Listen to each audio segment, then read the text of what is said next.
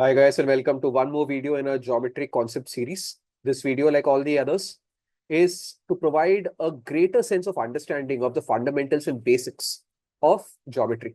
So we know a lot of theorems and a lot of concepts and formula in geometry, but then where do they come from? If we understand that, our understanding of geometry as a whole will deepen. And with a deeper sense of understanding, problem solving automatically becomes a bit more easier. So with that, keeping that in mind, I'm going to do this very short video on talking about the very basic fact that all of us know, that sum of all three angles of a triangle is 180 degrees. This was probably the first concept about triangles that we were taught probably in our class 6 um, mathematics classes. So why is it that sum of all the angles of a triangle is always 180 degrees? How is a triangle a straight line, right? We all know that a straight angle is 180 degree. Angle around the point is 360 degrees.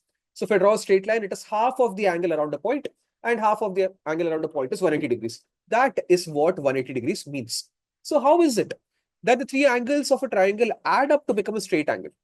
That is something that we are going to be trying and getting a better sense of understanding through this video. So what I'm going to do to understand this is I'm going to first produce this side BC of the triangle. I'm going to take this triangle ABC, right? I'm then trying to prove that angle A plus angle B plus angle C will be equal to 180 degrees. So let me call these three angles, let's say X, Y, and Z. X plus Y plus Z is 180. This is what I'm trying to prove. So what I'm going to do is first I'm going to produce this side BC to an arbitrary point D. Once I've done this, I'm going to draw a straight line through C, which is parallel to AB. Okay. So parallel to AB through C, I'm going to draw a straight line. Okay, let me do this in a different color so that we know that these are the constructions that we're making. So let me call this, say, CE. So when I do this, AB is parallel to CE. Now we all know the properties of a parallel line and transverse systems.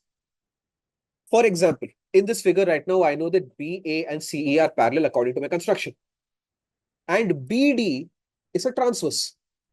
And we know that when a parallel and transverse system exists, then the corresponding angles are equal. So one pair of corresponding angles in BA and CE are parallel and BD is a transverse is angle ABC and angle ECD.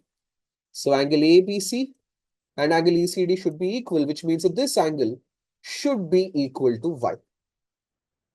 Similarly, BA and CE are parallel, AC is also a transverse. So if AC is a transverse, then again in a parallel and transverse system, one more property that exists is that the alternate interior angles are equal. So with AC as a transverse, a pair of alternate interior angles are angle BAC and angle ACE.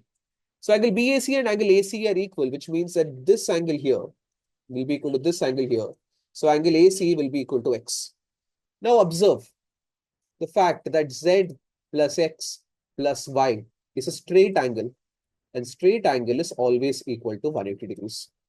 This is why the three angles of a triangle always add up to a total of 180 degrees. Thank you.